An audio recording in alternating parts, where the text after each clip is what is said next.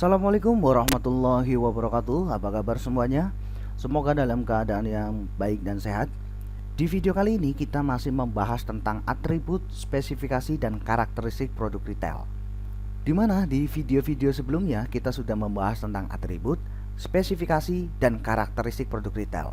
Nah, mungkin kalian masih ingat, di dalam pembahasan karakteristik produk retail kita mengenal karakter produk berdasarkan penggunaannya, yaitu ada barang industri atau industrial goods dan barang konsumsi atau consumer goods.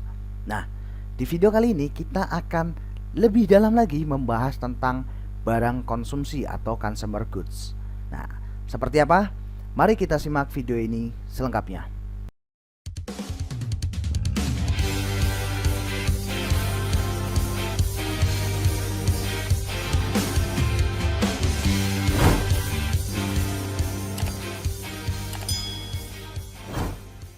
Barang konsumsi.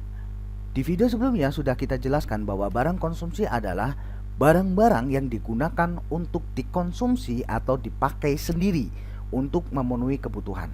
Nah, barang konsumsi biasanya dibeli oleh konsumen akhir dan tidak untuk diproses lagi. Artinya, barang konsumsi itu memang dibeli untuk digunakannya sendiri. Nah, perlu kalian ketahui bahwa barang konsumsi itu tidak hanya berupa makanan atau minuman yang kita makan, tetapi barang-barang yang juga kita gunakan atau kita ambil manfaatnya. Misalkan kita membeli pakaian. Pakaian mungkin tidak kita makan, tetapi pakaian merupakan bagian dari barang-barang konsumsi yang kita gunakan, yang memiliki manfaat untuk pemenuhan kebutuhan kita.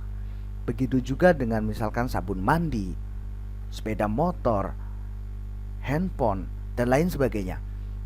Nah, jadi barang konsumsi tidak sebatas barang-barang yang kita makan saja atau yang kita minum saja, tetapi barang-barang yang setiap hari mungkin kita pergunakan untuk memenuhi kebutuhan hidup kita. Nah, secara umum ada 4 klasifikasi barang konsumsi. Yang pertama adalah barang kenyamanan atau convenience goods. Yang kedua ada barang belanjaan, shopping goods. Dan yang ketiga ada barang khusus atau specialty goods. Yang keempat ada barang yang tidak terpikirkan atau unsold goods. Nah, kita akan bahas ini satu persatu. Yang pertama adalah barang kenyamanan atau convenience goods.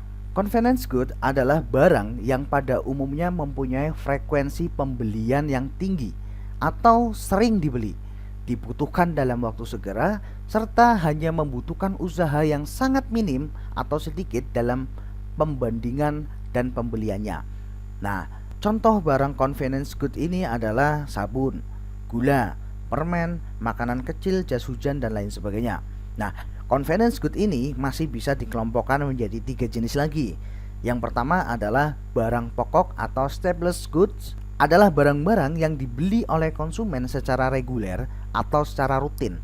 Misalkan seperti beras, gula, sabun mandi, pasta gigi, dan sebagainya. Dan yang kedua ada impulse goods. Adalah barang-barang yang dibeli tanpa adanya perencanaan lebih dahulu dan pertimbangan yang matang, serta tanpa usaha untuk mencarinya. Biasanya impulse goods ini selalu tersedia dan ditawarkan di banyak tempat dan tersebar sehingga konsumen tidak perlu repot untuk mencari. Contohnya adalah permen, coklat, makanan ringan, majalah, dan lain sebagainya. Impulse goods ini biasanya juga dipajang atau diletakkan di dekat kasir ataupun tempat-tempat strategis lainnya di toko, minimarket, maupun supermarket. Nah, kemudian yang ketiga adalah emergency goods atau barang darurat dan mendesak, yaitu barang-barang yang dibeli atas dorongan kebutuhan atau apabila suatu kebutuhan itu dirasakan oleh konsumen sangat mendesak. Contohnya misalkan ada jas hujan atau payung pada saat hujan. Nah, kemudian klasifikasi yang kedua adalah barang belanjaan atau shopping goods. Shopping goods adalah barang yang dalam proses pemilihan serta pembeliannya selalu dibandingkan oleh konsumen di antara berbagai macam alternatif yang tersedia. Kriteria dalam perbandingan tersebut mencakup kualitas, harga, dan model dari masing-masing barang. Contohnya seperti pakaian, alat rumah tangga, maupun furniture. Nah, Ketika kalian membeli pakaian, tentu kalian akan membandingkan ya, bagaimana kualitas produknya atau kualitas bahannya, kemudian bagaimana harganya, terus bagaimana juga modelnya lebih bagus yang mana. Nah, ini ada perbandingan antar produk. Nah, shopping goods ini terbagi atas dua jenis, yaitu homogeneous shopping goods. Yang kedua adalah heterogeneous shopping goods. Homogeneous shopping goods adalah barang-barang yang dianggap oleh konsumen serupa dalam hal kualitas, tetapi cukup berbeda dalam segi harga, sehingga konsumen akan berusaha mencari harga yang paling murah dengan cara membandingkan harga dari satu toko ke toko lainnya. Nah, misalkan ketika kalian membeli televisi, contohnya ketika kalian membeli HP ya, kalian tentu akan melihat spesifikasi HP-nya. Nah, kalian juga akan membandingkan harga HP tersebut dari toko yang satu ke toko yang lain. Atau mungkin ketika kalian membeli televisi, kulkas, mesin cuci, pendingin ruangan, dan lain sebagainya. Nah, yang kedua adalah heterogeneous shopping goods. Nah, barang-barang heterogeneous shopping goods ini diartikan sebagai barang-barang yang dari segi aspek karakteristik dipandang lebih penting oleh konsumen dibandingkan dengan aspek harganya. Lebih jelasnya, konsumen melihat dan menelaah suatu barang dalam hal kualitas dan atribut produknya. Contohnya ketika kalian membeli pakaian, perlengkapan rumah tangga, dan lain sebagainya. Nah, kemudian klasifikasi yang ketiga adalah barang spesial atau specialty goods. Specialty goods adalah barang-barang yang mempunyai karakteristik dan identifikasi merek yang unik, di mana sekelompok konsumen akan bersedia untuk melakukan usaha khusus untuk dapat membelinya. Pada umumnya, jenis barang specialty terdiri dari barang-barang yang mewah dengan merek serta model spesifik, seperti misalkan mobil Lamborghini, kamera Nikon, pakaian yang dirancang oleh perancang terkenal, dan lain sebagainya. Klasifikasi yang keempat adalah barang yang tidak terpikirkan atau unsold goods.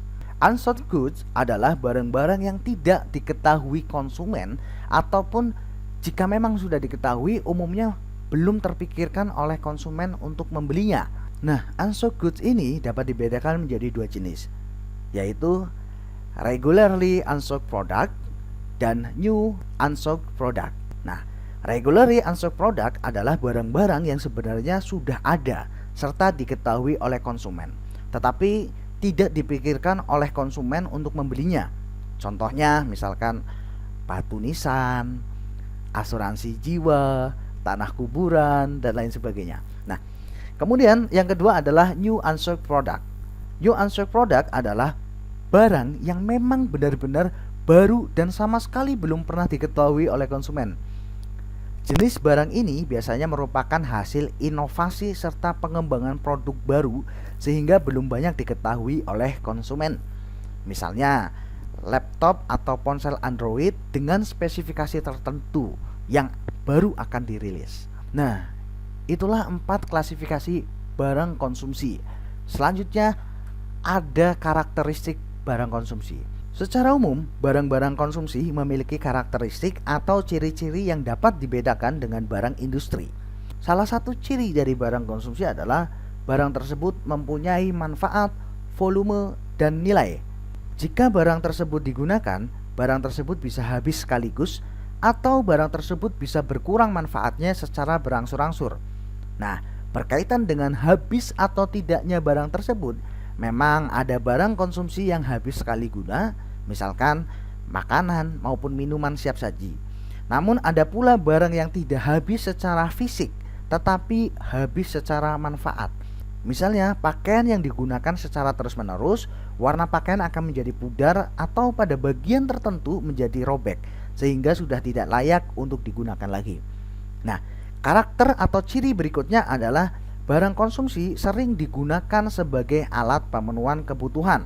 Misalnya, barang-barang seperti jam tangan, alat-alat rumah tangga, dan elektronik merupakan barang-barang yang dapat digunakan untuk memenuhi kebutuhan hidup manusia. Selain itu, barang konsumsi juga memiliki ciri atau karakter bahwa dalam memperolehnya, konsumen memerlukan suatu pengorbanan. Jadi, barang ini diperoleh bukan dengan cara yang gratis, sekalipun hanya benda kecil berupa jepit ataupun karet rambut. Nah, itulah 3 ciri umum barang-barang konsumsi. Selanjutnya ada sebuah kuis. Dari beberapa klasifikasi barang konsumsi, kita sudah mengenal tadi ya tentang staples goods, impulse goods, dan emergency goods. Nah, coba kalian sebutkan contoh produknya masing-masing dari staples goods, impulse goods, dan emergency goods. Tulis jawaban kalian di kolom komentar di bawah. Terima kasih. Semoga video ini bisa bermanfaat untuk kalian. Sekian dari saya. Assalamualaikum warahmatullahi wabarakatuh.